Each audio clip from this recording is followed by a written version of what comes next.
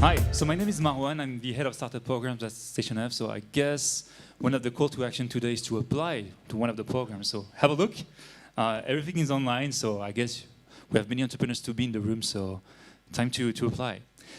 So I'm the lucky one who is welcoming Monica today. Monica, you are the founder of the Women's VC.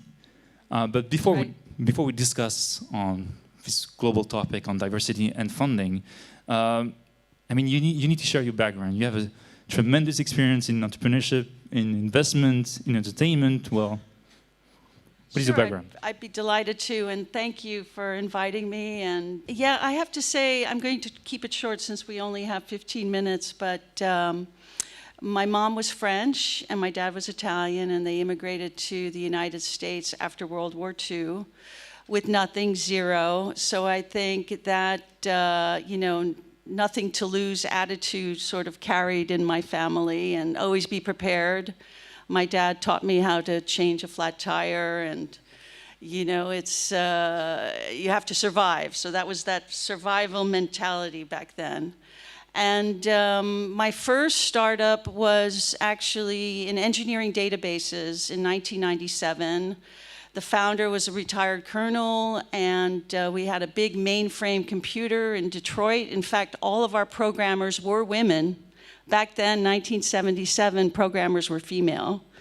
And we had a fantastic run. In 5 years, we sold the company to Thyssen-Bornemisza, a German conglomerate. And then I went to Harvard Business School, where I got my MBA.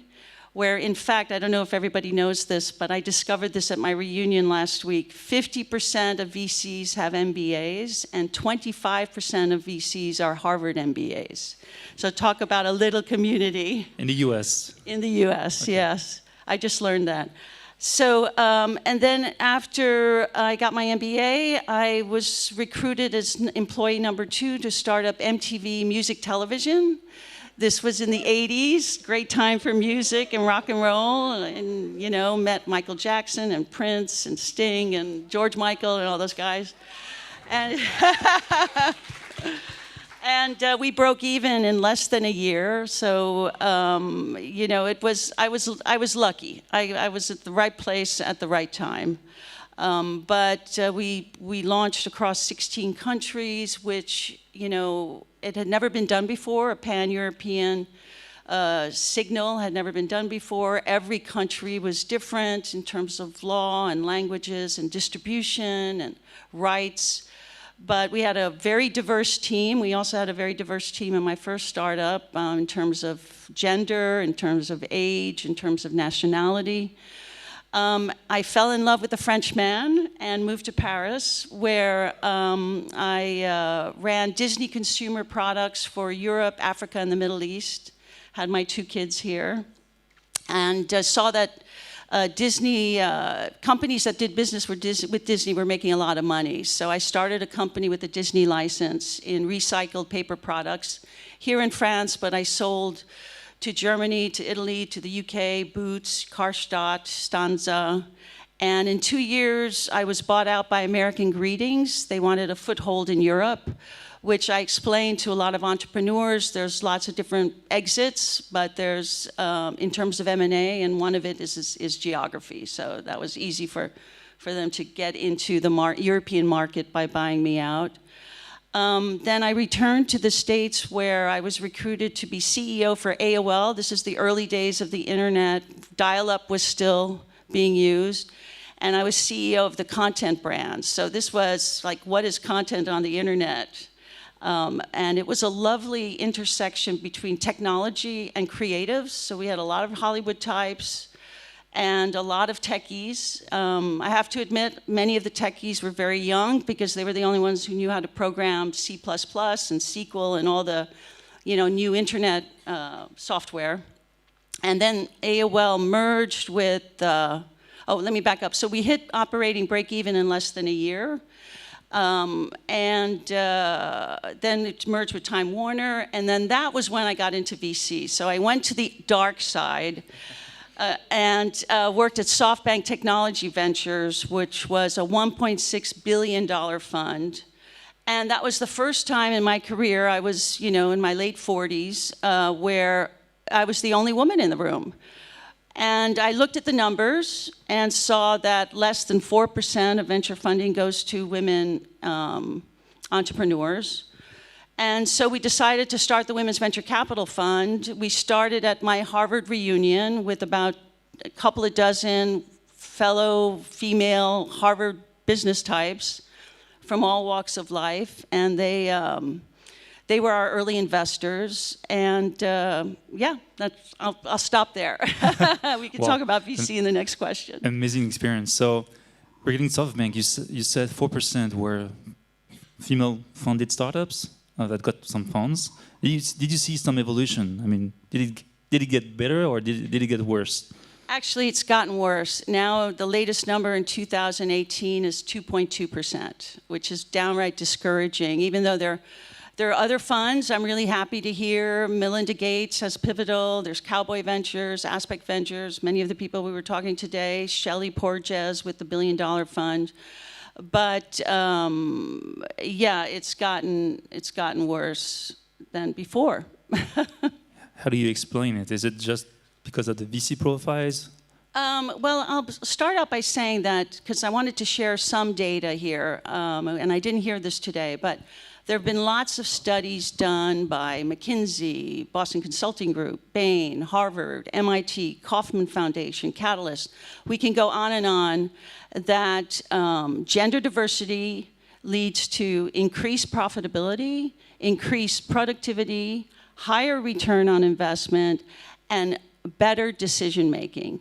So simply by having different points of view, your company will perform better. It's not just because we didn't start the Women's Venture Capital Fund because of the goodness of our heart. We saw that there was an opportunity that, to invest in women that were overlooked by traditional VCs. And by using data, we were able to get investors to support us.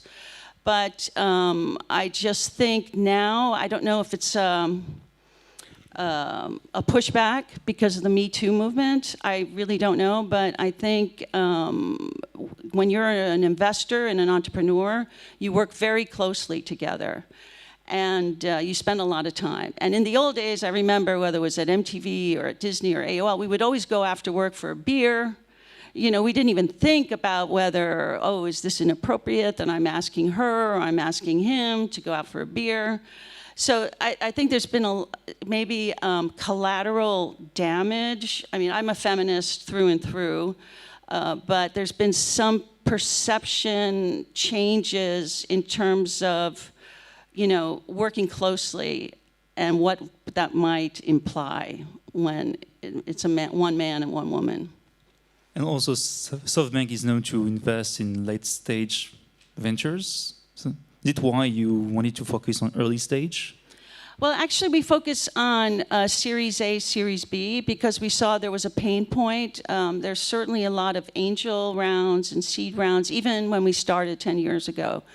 But the pain point is the next stage of capital. And so we co-invest. We're not the only one that invests. We'll always want to be part of a group of investors because that helps spread the risk for later investments. But it's true that across the board, it gets more and more difficult to raise money. But nonetheless, we've had some great exits at the Women's Venture Capital Fund. So, when we were raising money, people would say, oh, no, you should be blind. You should invest on the merits of the company, just on the performance of the company or the IP or the team or for all the above. But in fact, there's this, I saw this, one of the professors at Harvard Business School gave a talk last week, Professor Gompers, and he's been doing a lot of study on gender diversity in the venture capital world. And there's this phenomenon called homophily, which is, birds of a feather will flock together. And so there is just a natural tendency for anybody. I would prefer to hang out perhaps sometimes with somebody more my age than somebody younger. And so there's this tendency, unconscious bias, that people have a tendency to stick together. But when you are, to answer your question, when you go later in stage with a company, when you're really successful, as I did with my company I sold to American Greetings, they couldn't care less if you came from Mars. If you're successful, they'll invest in you at that point. If you have KPIs to show, oui, c'est that's ça. okay. Absolument. So when you wanted to create that new VC, so you wanted to have no blockers regarding diversity. So how did you create this fund with that in mind? And because all the VCs have this lack of diversity gap, how do you operate differently versus other traditional VCs? Well, I'm going to throw in another data point here, which I think it's also helpful for everybody to know. The Boston Consulting Group did a study. They published the study, and they interviewed 25,000 women across 20 countries. The female consumer market is projected to grow faster and be bigger than Brazil, Russia, India, and China combined in the next 10 years, the female consumer. And the female consumer buys 80% of the goods and services around the world. Plus, we reinvested in our communities. So you help a woman, you help a community. But 90% of the women were not satisfied with the goods and services that are out there. And you're talking automobiles, electronics, financial services across the board. So there's a huge, market, a demand, pain points for the female consumer. So we kept our ear, to answer your question, we definitely kept our ears open for goods and services. Obviously, tech is attractive because the marginal cost is low and you can scale quickly. But we were open to other sectors as well, particularly in clean tech and biotech, which is my passion at this point with our planet. We got 2,000 business plans just this past year alone, and we're only in October. So we get a lot of and we're a small fund, but there's no lack of deal flow. And we see that the teams that work the best, the ones that we invested in, are diverse. So we wouldn't invest in all-female team either. We would want a diverse team as well. And also, did you have to convince other types of LPs to create your fund? It's changing. When we first started, people thought we were ridiculous. As I said, they thought we should be blind. We should just invest in the company. But now I'm very happy to see that people are discussing it. It's important. I have a daughter. In fact, there's another study done that VCs that have daughters invest more in women. And I really see that, especially for people at my age, the whole venture capital group can really add a whole new chapter to your career in terms of transitioning from being the entrepreneur, burning the candle at both ends. Now you can work with entrepreneurs and invest.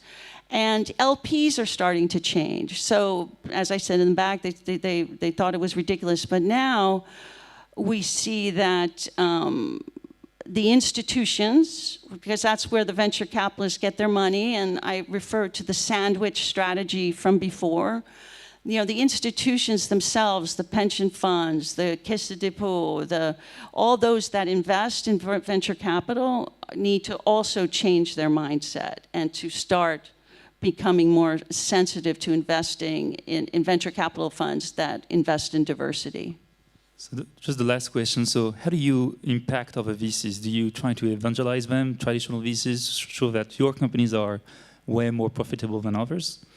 No, I think it's in fact the opposite, because we need each other. It's definitely codependency. If, let's say, you co-invested in a company, then you have your ear on the ground for something that's a new investment, and vice versa. We may not have enough money to fill out the round, but then we can call on our VC buddies. And interestingly enough, my year at business school, we have a lot of VCs. It was a very attractive career path for a lot of people. I see that it's being attracted to a lot of people today. But one thing that was different, just quickly on policy, is that the thing that kickstarted venture capital in the United States was the Small Business Investment Corp, where they would lend no interest loans. If you raise, let's say, 100 million, they would lend you 50 million, and you pay it back, the low interest loan, and then the returns are given to your other LPs. So in fact, the returns to the LPs are even higher because you have that additional money that's been already inserted into the venture capital fund. So I think we need to do more of that as well. Well, merci Monica, thank you. Un plaisir.